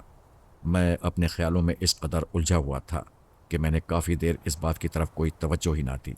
اب تک اپنے ماضی سے دامن نہ چھڑا پایا تھا، اور شاید حمزاد نے بھی دانستہ مجھے اس بات کا موقع دیا تھا کہ میرے ذہن سے ماضی کا غبار چھٹ جائے، پھر وہ مستقبل کی باتیں کرے۔ میں نے آنکھیں کھولی تو حمزاد کو اپنی طرف متوجہ پایا۔ شاید تم مجھ سے کچھ کہنا چاہتے ہو؟ جی ہاں، بہت کچھ، حمزاد نے جواب دیا۔ غالباً آپ یہ جاننے کے لیے بے چین ہوں گے کہ میں آپ کو کہیں اور لے جانے کے بجائے یہاں کیوں لے آیا۔ آپ کو یاد ہوگا کہ پچھلی بار آپ کے قتل کے بعد میری بہت سی پراسرار قوتیں سلب ہو گئی تھیں۔ میں بھی آپ کی طرح ادھورا رہ گیا تھا، اور اب پھر ایک طویل عرصے کے بعد میں پھر اسی صورتحال سے دوچار ہوں۔ مجھے اپنی اور آپ کی تکمیل کرنی ہے۔ اس کے لیے مجھے کسی سہارے کی تلاش تھی، اور وہ سہارا مجھے اسی شہر میں مل سکتا تھا۔ حمزاد کی گفتگو نے ایک بار پھر مجھے ماضی میں پہنچا دیا۔ میرے صفائے ذہن پر مختلف چہرے ابھرنے لگے، پھر انہی چہروں کے درمیان سے خوابناک آنکھوں والا چہرہ ابھرا۔ یہی چہرہ میرا پہلا عشق تھا، رسیا۔ میں بڑبڑایا۔ کل اس کی شادی ہونے والی ہے، حمزاد نے میری آنکھوں میں دیکھتے ہوئے کہا۔ کیا رضیہ کی شادی؟ مگر کس طرح، کیسے؟ میں حمزاد کی بات سن کر چونک پڑا، اور اسی کے ساتھ میری آنکھوں میں ایک معصوم چہرہ گھوم گیا۔ میرا بچہ! میں جیسے خواب کے عالم میں بولا، نہیں، یہ نہیں ہو سکتا۔ میں نے آپ سے کہا تھا کہ مجھے آپ کی اور اپنی تکمیل کے لیے سہارے کی تلاش تھی، اور وہ سہارا میری نظر میں صرف رضیہ تھی۔ میں اسی لیے یہیں چلا آیا تھا۔ یہاں پہنچتے ہی میں نے اس کے بارے میں تمام معلومات حاصل کیں، جنہیں جان کر مجھے دکھ ہوا۔ شاید آپ کو بھی یہ جان کر دکھ ہو کہ رضیہ کے دل میں آپ کے لیے اب کوئی محبت نہیں۔ اس نے حالات سے صلح کر لی ہے۔ اس نے اپنی قسمت کا فیصلہ قبول کر لیا ہے۔ اس نے آپ کو بے وفا سمجھ کر بھلا دیا ہے۔ میں نے سوچا تھا کہ ابھی اس کے دل میں آپ کی محبت کی خوشبو تازہ ہوگی اور وہ آپ کی خاطر ایک بار پھر قربانی دے سکے گی، لہٰذا اسے آپ کے لیے جسم حاصل کرنے کا ذریعہ بنایا جا سکتا ہے۔ لیکن حمزات نے اپنا فقرہ ادھورا چھوڑ دیا اور کسی اور سوچ میں کھو گیا۔ رضیہ کی شادی کی خبر میرے لیے بڑی عجیب تھی، اس لیے کہ بدایوں میں کوئی گھر ایسا نہیں تھا جو اس بات سے بے خبر ہو کہ رضیہ شادی سے پہلے ہی ایک بچے کی ماں بن چکی ہے، پھر اس سے بھی بڑھ کر اس نے ایک قتل کیا ہے، اور وہ اپنے منگیتر اختر کی قاتل ہے۔ وہی اختر جس کے جسم پر کل تک میرا قبضہ تھا۔ قانون رضیہ کو عمر قید یا پھانسی کی سزا نہ دے سکا تھا، اسے باعزت طور پر بری کر دیا گیا تھا، لیکن شہر والے مطمئن نہ ہو سکے تھے۔ حالات کچھ بھی رہے ہوں جن کے سبب رضیہ اختر کے قتل پر آمادہ ہو گئی، لیکن بہرحال وہ قاتل تھی اور شہر والے اس بات سے بے خبر نہیں تھے۔ ایک ایسی لڑکی جو کنواری ہو کر ماں بن چکی ہو، ایک ایسی لڑکی جو قاتل ہو، اس کی شادی ہونا سمجھ میں نہ آنے والی بات تھی، اور وہ بھی اس زمانے میں جب قدریں اتنی پامال نہیں ہوتی تھیں جتنی اب ہیں۔ ہزار فتنہ سامانیوں، عیاشیوں اور ہر جائی پن کے باوجود رضیہ کے لیے میرے دل میں ایک جگہ تھی۔ اس کے لیے میں نے اپنے دل میں ہمیشہ نرم گوشہ محسوس کیا تھا، جیسے میں اسے چاہتا ہوں۔ غالباً اس کا سبب یہ تھا کہ رضیہ ہی وہ پہلی لڑکی تھی جو میری زندگی میں آئی تھی، مگر وقت اور حالات نے مجھے اس سے بہت دور کر دیا تھا۔ مجھے اتنی مہلت ہی نہ مل پائی تھی کہ میں دوبارہ بدایوں آ کر اس سے مل سکتا۔ مجھے اعتراف ہے کہ میں اپنے مزاج کے ہر جائی پن کے سبب اس عرصے میں نے کبھی اسے یاد نہیں کیا تھا، لیکن اب جب کہ میں بدایوں پہنچ چکا تھا، ایک ایک کر کے میری تمام یادیں تازہ ہو گئی تھیں۔ رضیہ ایسی نہیں تھی کہ اسے اس طرح بھلایا جا سکتا۔ وہ رضیہ ہی تو تھی جسے دیکھ کر پہلی بار مجھے احساس ہوا تھا کہ میں بھی جوان ہوں، میرے دل میں بھی کچھ امنگیں ہیں، کچھ حسرتیں ہیں، میرے جسم کے بھی کچھ تقاضے ہیں۔ میں اسے کیسے بھول جاتا؟ اور پھر جب مجھے یہ معلوم ہوا کہ وہ میرے بچے کی ماں بن گئی ہے تو میرے دل میں اس کے لیے اور ہمدردی بڑھ گئی۔ اس نے یہ سب دکھ میرے لیے ہی تو برداشت کیے تھے۔ حمزات کے ساتھ ہی ساتھ میں بھی خیالوں میں کھو گیا تھا۔ مجھے نہیں معلوم کہ حمزات کیا سوچ رہا تھا۔ میں نے آنکھیں کھولیں تو وہ غائب تھا۔ حمزات کہاں چلا گیا؟ ابھی تو وہ یہیں تھا۔ میں بڑبڑایا۔ خیالوں کی دنیا سے باہر آ کر میں الجھن میں مبتلا ہو گیا۔ آخر حمزات کیا کہنا چاہتا تھا؟ جو کہتے کہتے وہ رک گیا۔ وہ بے سبب تو کہیں نہیں گیا ہوگا، میں سوچ رہا تھا، مگر مجھے اس کے بارے میں تشویش ضرور تھی۔ اسی لیے میں نے آنکھیں بند کر کے اس کا تصور کیا تاکہ معلوم کر سکوں کہ وہ کہاں ہے۔ میں نے حمزات کو ایک پرانی اور نیم شکستہ سی حویلی میں داخل ہوتے ہوئے دیکھا۔ حمزات آگے بڑھتے بڑھتے ایک دم چونکا۔ غالباً اس سے پہلے کہ وہ کچھ کہتا میرے ہونٹوں کو حرکت ہوئی۔ میں جانتا ہوں تم یقیناً کسی ضروری کام ہی سے مجھ سے جدا ہوئے ہوگے۔ تم جس غرض سے روانہ ہوئے ہو وہ پوری کرو، میں تمہارا منتظر رہوں گا۔ حمزات نے اپنی پرسرار قوتوں کے ذریعے وہ سب کچھ سن لیا جو میں نے اس سے کہا تھا۔ وہ میری کسی بات کا جواب دیے بغیر آگے بڑھ گیا۔ میں نے سوچا تھا کہ حمزات کو دیکھ کر اس کی طرف سے مطمئن ہونے کے بعد میں اپنا سلسلہ تصور منقطع کر دوں گا۔ تجسس نے مجھے ایسا نہ کرنے دیا۔ میں فوری طور پر جاننا چاہتا تھا کہ حمزات مجھ سے بات کرتے کرتے اچانک کہاں غائب ہو گیا۔ میرا تصور حمزات کے تعاقب میں تھا۔ حمزات حویلی میں داخل ہوا اور دائیں طرف بنے ہوئے ایک بڑے سے کمرے میں گھس گیا۔ کمرے کے فرش پر دبیز قالین بچھے ہوئے تھے اور دیوار کے سہارے گاؤ تکیے رکھے تھے۔ ایک طرف بڑی سی مسہری پر کوئی نوجوان اور خوبصورت شخص نیم دراز تھا۔ یہ نوجوان میرے لیے اجنبی تھا، میں نے اس سے پہلے اسے کبھی نہیں دیکھا تھا۔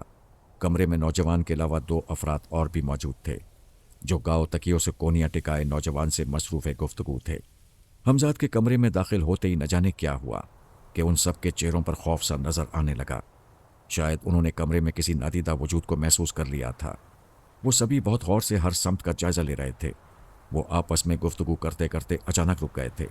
ان کے چہروں سے عجیب سی الجھن کا اظہار ہونے لگا تھا، کوئی ایسی الجھن جس کا اظہار وہ ایک دوسرے سے نہیں کر سکتے تھے۔ آخر وہ کہتے بھی کیا؟ بس غیر محسوس طور پر کمرے کی فضا انہیں بھاری بھاری محسوس ہونے لگی تھی۔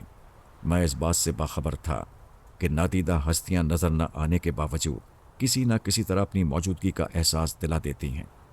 मैंने देखा कि हमजाद नौजवान की आंखों में आंखें डाले हुए खड़ा है। नौजवान जैसे ख्वाब के से आलम में एक ही सम देखे जा रहा था। फिर यही अमल कमरे में मौजूद बकिया 2 अफराद के साथ भी दोहराया गया। कमरे की कुंडी अंदर से लगी हुई थी, लेकिन हमजाद ने उसे खोलना जरूरी ना समझा, क्योंकि वो इस बात पर कादिर था कि बंद दरवाजों से गुजर सके, और वो बंद दरवाजे से गुजर भी गया। मेरा तसव्वुर अभी तक उस कमरे तक महदूद था। मैंने देखा कि हमजाद के जाने के बाद वो सभी एकदम चौंक पड़े और एक दूसरे की तरफ हैरत से देखते हुए कहने लगे, क्या हो गया था हमें? हम बात करते करते एकदम खामोश क्यों हो गए थे? पता नहीं मुझे क्या हुआ था, बस जैसे किसी ने मेरी कुव्वत गोयाई सल्ब कर ली थी। मशहरी पर नीम दराज नौजवान ने उठते हुए कहा, यही हमने भी महसूस किया था। बकिया 2 ने कहा, कहीं ये मकान आसिफ ज़दा तो नहीं? फर्श पर बैठे हुए मुतवस्सित उम्र शख्स ने कहा, नहीं, खैर ऐसी कोई बात नहीं। मेरी इत्तलात के मुताबिक यहाँ अक्सर सरकारी मेहमान आकर ठहरते ही रहते हैं। नौजवान ने जवाब दिया। उनकी बातों से मुझे उनके बारे में कोई अंदाज़ा नहीं हो रहा था कि वो कौन है, हमजाद उनके पास क्यों और किस गरज से गया था, और मुझसे या हमजाद से उन लोगों का क्या ताल्लुक़ है। मैं उसी ताल्लुक़ की तलाश में वहाँ तक गया था और मैंने ताल्लुक़ तलाश कर लिया है। हमजाद की आवाज़ ने मेरा सिलसिला तसव्वुर को मुनक़ता कर दिया और मैंने एकदम आंखें खोल दी। मैं उन लोगों में उलझ कर ये भूल ही गया था कि चंद ही लम्हों बाद खुद हमजाद मुझ तक पहुँच जाएगा और मुझे उन लोगों के बारे में सब कुछ मालूम हो जाएगा। ये मुमकिन था कि रज़िया को उसके हाल पर छोड़ दिया जाए और किसी दूसरे ज़रिए से आपके लिए जिस्म हासिल करने की कोशिश की जाती, लेकिन अब ऐसा करना खुद रज़िया के लिए ख़तरनाक हो सकता था। मैं सोच रहा था कि जब रज़िया के दिल में आपके लिए कोई मोहब्बत ही नहीं रही तो उससे दोबारा राब्ता पैदा करना बेसूद है। मुमकिन है कि वो जो नई ज़िंदगी कबूल कर रही हो वो उसके लिए खुशगवार मुस्तकबिल की ज़मानत हो। रज़िया ने आपके लिए अपनी ज़िंदगी तबाह कर ली थी। अब अगर उसका घर बस रहा था तो मैं आपसे ईसार की दरख्वास्त करता। अब अगर ऐसा हुआ तो वो तबाह हो जाएगी। हमजाद मेरे चेहरे पर नज़रें जमाए हुए कहने लगा। रज़िया के बारे में मेरा तजस्सुस कुछ और बढ़ गया। हमजाद ने रज़िया के बारे में जो कुछ सोचा था उससे मुझे भी इत्तफाक था, और ऐन मुमकिन था कि अगर हमजाद मुझे ये मशवरा देता कि मैं रज़िया को उसके हाल पर छोड़ दूं तो मैं उसकी बात मान लेता। मैं उसकी ज़िंदगी तबाह होने का सबब था। अब अगर दोबारा उसे ऐसे मौके मिल रहे थे जिनसे वो बेहतर और खुशगवार ज़िंदगी गुजार सके तो मुझे क्या एतराज़ हो सकता था। हमारी पहली ज़रूरत अपनी तकमील है, बाद में जो कुछ होगा उसे संभाला जा सकता है, हमजाद ने कहा। मुमकिन है वक्ती तौर पर हालात हमारे काबू में न रहें, इसलिए कि मेरी तमाम पुरस्कार क़ुव्वतें उस वक्त तक बहाल नहीं हो सकेंगी जब तक कि आप नए जिस्म से पूरी तरह रब्त पैदा न कर लें। इस दौरान रज़िया के लिए मुश्किलात पैदा हो सकती हैं, लेकिन उन मुश्किलात पर बाद में काबू पाया जा सकता है। हमजाद की गुफ्तगू से मेरे दिल में पैदा होने वाले अंदेशे और वसवसे ख़त्म हो गए। रज़िया के बारे में उससे मुझे सब कुछ मालूम हो चुका था, लेकिन सब कुछ जानने के बावजूद भी मेरे दिल में मुस्तकबिल के बारे में एक नया तजस्सुस बहरहाल बरकरार था कि न जाने वो सब कुछ हो पाए या ना हो पाए जो मैंने और हमजाद ने सोचा और तय किया है। इसमें शक नहीं कि हमने जो कुछ सोचा था उसमें हमारे मकसद को अफजलियत हासिल थी। इसे एक तरह से खुद गरज़ी भी कहा जा सकता है, मगर इस वक्त मैं जिन हालात से दो चार था इसमें इसके अलावा और कुछ भी मुमकिन नहीं था। जिस नौजवान को मैंने अपने तसव्वुर की क़ुव्वत को बरोए कार लाकर देखा था उसका नाम सरफराज था, और उसके साथ रज़िया की शादी तय हुई थी और बकिया 2 अफराद उसके साथ ही थे। सरफराज ने अपने बारे में रज़िया के वालिदैन को बताया था कि उसका ताल्लुक़ लखनऊ से है और वो वहाँ के एक रईस का लड़का है। सरफराज के बयान के मुताबिक वो अपने कुछ दोस्तों से मिलने बदायूं आया था। फिर एक दिन उसकी नज़र एक दरीचे की तरफ उठ गई जिसमें उसने रज़िया को देखा और पहली ही नज़र में अपना दिल गंवा बैठा। सरफराज ने उसका जिक्र अपने दोस्तों से किया और जब उसे बताया गया कि जिस लड़की को उसने देखा और पसंद किया है वो कैसी है तो उसके दिल को सदमा हुआ, लेकिन मोहब्बत के हाथों मजबूर होकर उसने सब कुछ कबूल कर लिया। उसे उसके दोस्तों ने रज़िया के बारे में सब कुछ बता दिया था, ये भी कि वो गैर शादीशुदा होने के बावजूद एक बच्चे की माँ है और उस पर अपने मंगेतर के कत्ल का इल्ज़ाम भी है।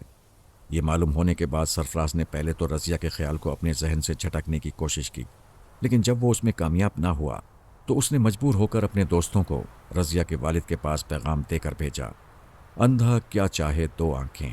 पहले तो रज़िया के वालिद सख्त मुताज्जिब हुए और उन्होंने सरफराज के दोस्तों को समझाया, लेकिन जब उन्हें यह बताया गया कि सरफराज को रज़िया के बारे में सब कुछ बता दिया गया है لیکن اس کے باوجود وہ فوری طور پر شادی کے لیے رضامند ہے تو رضیہ کے والد بھی مان گئے۔ انہیں تو ان کی کھوئی ہوئی عزت واپس مل رہی تھی۔ انہوں نے موقع سے پورا فائدہ اٹھانے کے لیے سرفراز کے بارے میں بغیر کچھ جانے بوجھے اور بغیر اسے دیکھے اپنی رضامندی ظاہر کر دی۔ سرفراز کے دوستوں نے ان سے سرفراز کو دیکھنے کے لیے کہا، اور جب وہ سرفراز سے ملے تو ان کی آنکھیں کھلی کی کھلی رہ گئیں۔ ایک تو وہ سرفراز کے لباس اور وضاقتہ سے بہت متاثر ہوئے تھے، اور دوسرے یہ دیکھ کر اور بھی نہال ہو گئے کہ لڑکا کنوارا تھا، وہ بے انتہا خوبصورت بھی تھا۔ پھر سرفراز کے دوستوں نے انہیں بتایا کہ لکھنؤ میں سرفراز کا خاندان معزز لوگوں میں شمار کیا جاتا ہے۔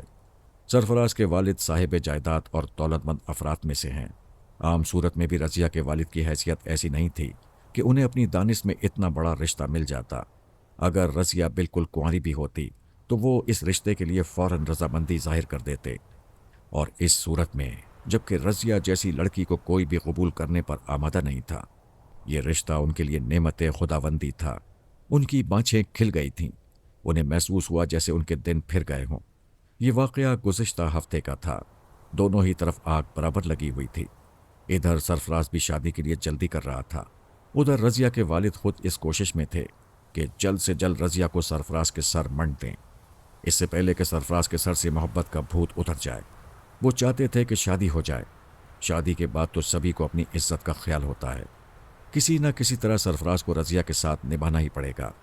اسی لیے جب سرفراز نے ان سے کہا کہ وہ دانستہ اپنے والد کو یا دوسرے عزیزوں کو اس شادی میں شریک کرنا نہیں چاہتا، تو رضیہ کے والد فوراً یہ بات مان گئے۔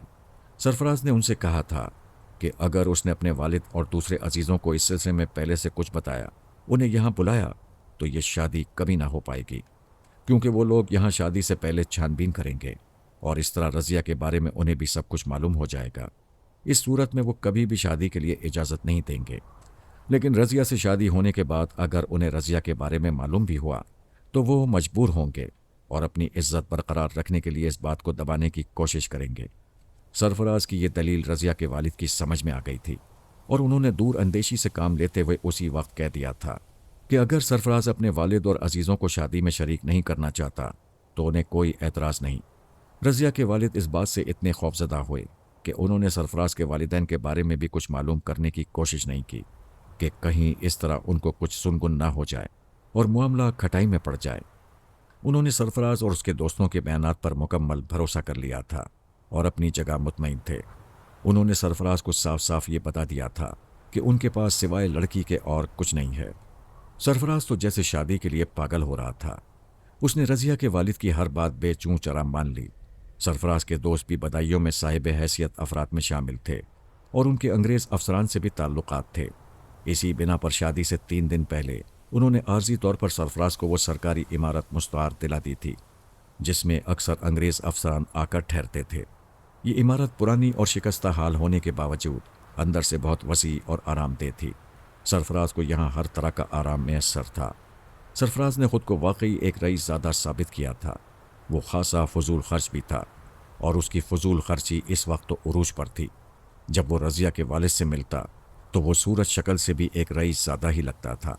سرفراز اور اس کے دوستوں کی خواہش پر اس کی شادی کو نہایت پوشیدہ رکھا گیا تھا، اور رضیہ کے والد سے کہہ دیا گیا تھا کہ نکاح کے وقت قاضی کے علاوہ صرف وہ لوگ موجود ہوں جو بحیثیت گواہ یا وکیل کے ضروری ہوں۔ رضیہ کے والد اس بات پر بھی آمادہ ہو گئے تھے۔ سرفراز کا ارادہ شادی کی دوسری ہی صبح بدایوں سے روانہ ہو جانے کا تھا۔ اس سلسلے میں بھی اس نے رضیہ کے والد سے کہہ دیا تھا۔ ظاہر ہے انہیں کیا اعتراض ہو سکتا تھا۔ تمام معاملات طے ہو چکے تھے، اور اب اگلے دن سرکاری مہمان خانے میں نکاح پڑھایا جانے والا تھا۔ یہ سب تو وہ حالات تھے جو ظاہر میں تھے۔ اگر حقیقتاً ایسا ہی ہوتا تو رضیہ کے بارے میں حمزاد کو یا مجھے کچھ سوچنے کی ضرورت نہ تھی، لیکن حقیقت اس کے برعکس تھی۔ سرفراز مکمل فراڈ تھا۔ وہ بردہ فروشوں کے ایک ایسے گروہ کا اعلی کار تھا جو صرف ہندوستان میں ہی نہیں بلکہ بین الاقوامی سطح پر بردہ فروشی کا کاروبار کرتا تھا۔ سارے ہندوستان میں انہوں نے اپنے گرکے چھوڑ رکھے تھے جو کسی نہ کسی بہانے لڑکیوں کو پھانس کر ان تک پہنچا دیتے تھے۔ اس گروہ کا مرکز بمبئی میں تھا۔ سرفراز جیسے خوبصورت نوجوانوں کو وہ بڑی بڑی تنخواہوں پر اپنے گروہ میں ملازم رکھتے تھے اور ان کے ذریعے اپنے کاروبار کو چمکاتے تھے۔ میں نے سرفراز کے ہمراہ 2 افراد کو دیکھا تھا، ان کا تعلق بھی اسی گروہ سے تھا۔ بظاہر وہ سرفراز کے ہمراہ نوکروں کی حیثیت سے رہتے تھے، لیکن ان کا کام سرفراز کی نگرانی کرنا ہوتا تھا۔ ان لوگوں کے فرائض میں یہ بھی شامل تھا کہ وہ شکار کی نشاندہی کریں۔ ان کی خصوصیت یہ تھی کہ یہ لوگ کبھی کسی ایسی ویسی معمولی شکل و صورت کی لڑکی پر ہاتھ نہیں ڈالتے تھے۔ سرفراز کو لے کر بدایوں بھی وہ کسی شکار پر آئے تھے، اور یہ اتفاق تھا کہ ان کی نظر رضیہ پر پڑ گئی تھی۔ تقریباً ہر شہر میں ان نوکروں کے سرمایہ داروں کے اوباش لڑکوں کو پھانس رکھا تھا، جن کے لیے وقتاً فوقتاً وہ سامان عیش فراہم کر کے بھاری رقمیں بھی اینٹتے رہتے تھے۔ اس طرح انہیں اس شہر میں ایک اچھا ٹھکانہ بھی ہاتھ آ جاتا تھا، اور جب کسی شکار کو پھانسنے کی نوبت آتی تھی تو یہی مقامی افراد ان کی ہر طرح مدد بھی کرتے تھے۔ جنہیں سرفراز کا دوست ظاہر کیا گیا تھا وہ بھی بدایوں کے ایسے ہی اوباش نوجوان تھے۔ سرفراز بظاہر جتنا بھولا بھالا، معصوم اور شریف نظر آتا تھا، در حقیقت اندر سے وہ اتنا ہی عیار اور دھوکے باز تھا۔ اس کے فریب کا یہ عالم تھا کہ وہ اس گروہ کے افراد کو بھی دھوکہ دینے سے نہیں چکتا تھا جو اسے شہزادوں کی سی زندگی بسر کرنے کے لیے روپیہ فراہم کرتے تھے۔ وہ بہت لالچی تھا، لالچ اس کی سرشت میں داخل تھی۔ وہ جب کسی لڑکی کو شکار کرتا تو اس طاق میں رہتا کہ موقع ملنے پر اسے کسی ایسے گروہ کے ہاتھ فروخت کرتے جو اسے زیادہ سے زیادہ پیسے دے سکتے۔ ایک آدھ بار وہ اپنے گروہ کو جل دینے میں کامیاب ہو چکا تھا، لیکن اس کا یہ مزاج گروہ کے سرکردہ افراد سے نہ چھپ سکا۔ اس کی نگرانی پہلے کی نسبت سخت کر دی گئی تھی، لیکن اس کے باوجود وہ کام دکھا جاتا۔ رضیہ کے سلسلے میں بھی ایسا ہی تھا۔ ادھر تو اس کے گروہ کے افراد نے یہ پروگرام بنایا تھا کہ شادی کی پہلی رات گزرتے ہی صبح وہ سرفراز اور رضیہ کو لے کر رفو چکر ہو جائیں۔ ادھر سرفراز نے ایک اور ہی منصوبہ بنایا تھا۔ اس نے رضیہ کو دیکھتے ہی اور معاملہ طے کر کے بردہ فروشوں کے ایک اور گروہ سے رضیہ کا سودا کر دیا تھا۔ یہ سب کام اس نے اس احتیاط سے انجام دیا تھا کہ اس کے گروہ کے ان افراد کو اس پر ذرہ برابر بھی شبہ نہ ہو پایا تھا جو ہر وقت سائے کی طرح اس کے پیچھے پیچھے رہتے تھے۔ ان لوگوں سے اس نے آدھی رقم بھی پیشگی وصول کر دی تھی۔ وہ لوگ بھی رضیہ کو کسی نہ کسی طرح دیکھ چکے تھے۔ ان سے سرفراز نے یہ پروگرام طے کیا تھا کہ وہ نصف شب کے قریب اس حویلی میں داخل ہوں گے۔ حویلی کا صدر دروازہ انہیں کھلا ملے گا۔ وہ سیدھے اس کمرے کے دروازے تک پہنچ جائیں گے جس کے بارے میں پوری تفصیل سرفراز نے انہیں سمجھا دی تھی۔ 3 بار مخصوص قسم کا کھٹکا سننے کے بعد سرفراز ان کے لیے دروازہ کھول دے گا۔ پھر وہ لوگ بقیہ رقم ادا کرنے کے بعد رضیہ کے بے ہوش جسم کو اٹھانے سے پہلے اسے پلنگ سے باندھ دیں گے اور اس کے منہ میں کپڑا ٹھونس کر چلے جائیں گے تاکہ صبح جب اس کے گروہ کے افراد سرفراز تک پہنچیں تو سرفراز انہیں رضیہ کے اغوا کی فرضی داستان سنا سکے۔ اس طرح سرفراز ایک تیر سے 2 شکار کرنا چاہتا تھا۔ ایک طرف تو وہ اپنے گروہ کے افراد کو مطمئن کر دیتا، دوسری طرف وہ رضیہ کو ایک اور گروہ کے ہاتھ بیچ کر لمبی رقم اینٹ لیتا۔ بظاہر سرفراز کا منصوبہ قطعی مکمل تھا۔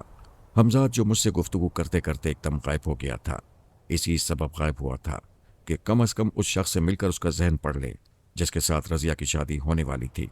وہ کون شخص ہے اور رضیہ جیسی لڑکی سے شادی پر کیوں مصر ہے؟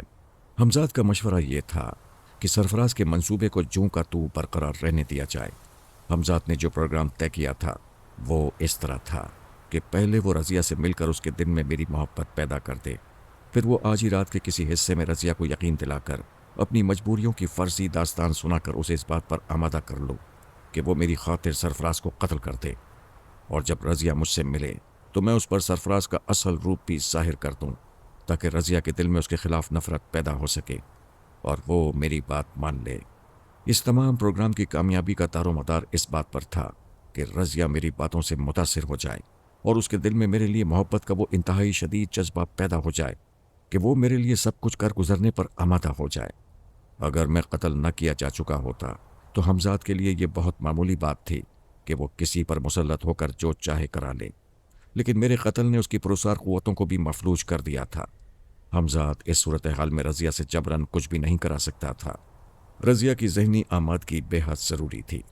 حمزاد کے بس میں صرف اتنا تھا کہ وہ رضیہ کے دل میں میری شدید محبت پیدا کر دے، اور اس محبت کی آگ کو تیز کرنا میرا کام تھا، اور پھر اسے سرفراز کے قتل پر آمادہ کرنا بھی میری ہی ذمہ داری تھی۔ پچھلی بار رضیہ کو اختر کے قتل پر آمادہ کرنے کے لیے مجھے اور حمزاد کو کافی وقت مل گیا تھا، لیکن اس مرتبہ ہمارے پاس صرف ایک رات تھی۔ اسی ایک رات میں سب کچھ طے کرنا تھا، اس لیے مجھے اس بات کا بھی خدشہ لاحق تھا کہ کہیں ہمارا تمام منصوبہ ناکام ہی نہ ہو جائے۔ شام قریب تھی اور حمزاد اس وقت رضیہ کے پاس روانہ ہونے کے لیے تیار تھا۔ تم کتنی دیر میں لوٹاؤ گے؟ میں نے حمزاد سے یوں ہی پوچھا۔ مجھے یقیناً وہاں کچھ وقت لگے گا، تاکہ میں اس کے دل میں ہر وہ یاد تازہ کر سکوں جس سے آپ کا تعلق رہا ہے۔ عام حالات میں یہ کام صرف چند لمحوں کا تھا، لیکن ایک تو اس وقت میری قوتیں بہت کم ہیں، دوسرے رضیہ کو آمادہ کرنے کے لیے ہمارے پاس وقت بھی صرف ایک رات کا ہے۔ اس لیے میں اپنی دانش میں اس بات کی پوری کوشش کروں گا کہ اس کے دل میں انتہائی شدید محبت پیدا کر سکوں، تاکہ بعد میں آپ کے لیے زیادہ کام باقی نہ رہے۔ حمزات نے جواب دیا، تم نے مجھے ابھی تک آئندہ رات کے بارے میں کچھ بھی نہیں بتایا کہ تم نے جو کچھ سوچا ہے اور مجھے بتایا ہے اس پر عمل کس طرح ہوگا۔ مجھے آئندہ رات کی فکر ابھی سے لگ گئی، کیونکہ میری نظروں میں وہ منظر گھوم گیا تھا جب پچھلی مرتبہ مجھے اختر کا جسم اپنانا پڑا تھا۔ وہ لمحے میں نہیں بھولا تھا، وہ بڑے اذیتناک لمحے تھے۔ کل رات جو کچھ ہوگا اسے مجھ پر چھوڑ دیجیے، ابھی آج رات کا مسئلہ طے ہو جانے دیجیے، حمزات نے جواب دیا۔ غالباً حمزات کل رات کے بارے میں کسی گفتگو سے اس لیے اجتناب برت رہا تھا کہ کہیں میں بھی اس خوف میں مبتلا نہ ہو جاؤں۔ مجھے اس کے ٹالنے سے یہی اندازہ ہوا، لیکن جو کچھ ہونا تھا وہ بہرحال ہونا تھا، اور حمزات کی قوتیں بھی بدستور سلب رہتی، اور ایسی بے کیف و بے مقصد زندگی سے موت بہتر تھی۔ میں یہی سب کچھ سوچ کر خاموش ہو گیا، اور حمزات مجھ سے اجازت طلب کر کے خانقاہ سے باہر نکل گیا۔ حمزات کے روانہ ہوتے ہی میرے دل میں شدید خواہش پیدا ہوئی کہ میں اس چہرے کو دیکھوں جسے دیکھے برسوں گزر چکے تھے۔ کیا اب بھی اس چہرے پر وہی تازگی، وہی بہار ہے؟ کیا اب بھی ان بڑی بڑی آنکھوں میں وہی خواب کی باتیں ہیں؟ کیا اب بھی اس جسم میں وہی لوچ اور ان ہونٹوں میں وہی مسیحائی ہے؟ میرے تصور کی سطح پر رضیہ کا چہرہ ابھرنے لگا، اور اسی کے ساتھ میری سماعت سے ایک معصوم آواز ٹکرائی، امی!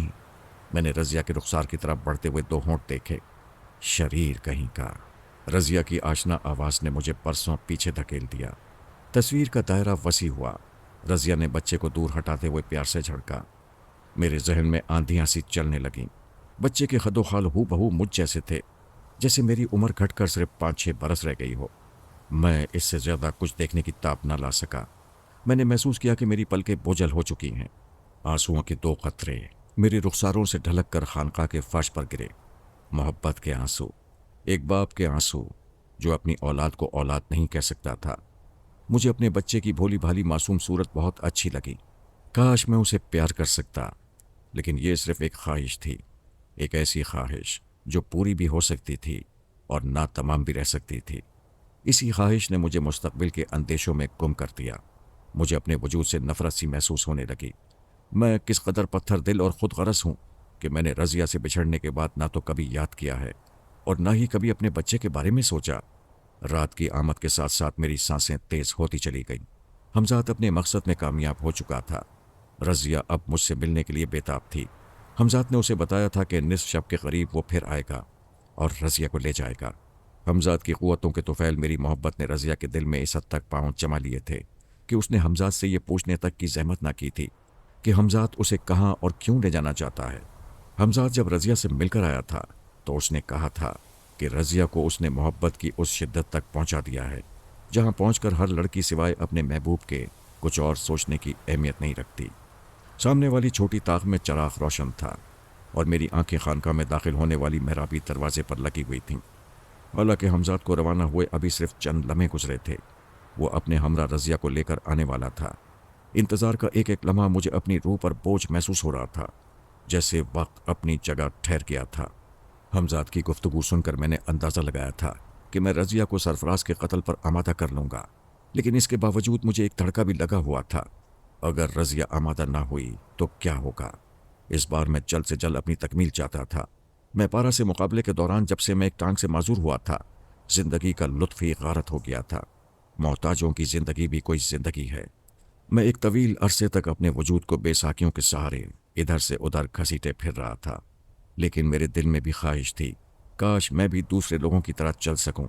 اب اس معذور ٹانگ ہی سے کیا، مجھے اس پورے جسم سے نجات مل چکی تھی۔ میرے ذہن میں مستقبل کے خوشگوار لمحات گھومنے لگے جب میں بھی دوسروں کی طرح سینہ تان کر چل سکوں گا۔ میرے اس احساس کو وہ لوگ بہتر طور پر سمجھ سکتے ہیں جو کسی سبب اپنے کسی جسمانی حصے کے بیکار ہو جانے سے معذور ہو چکے ہوں، یا وہ لوگ جو اپنے سینوں میں درد مند دل رکھتے ہیں۔ ہوا کے ایک جھونکے سے چراغ کی لو تھر تھر آئی۔ جھونکا بے سبب نہیں تھا۔ رضیہ کا جسم فضا میں تیرتا ہوا خانقاہ کے دروازے سے اندر داخل ہوا تھا۔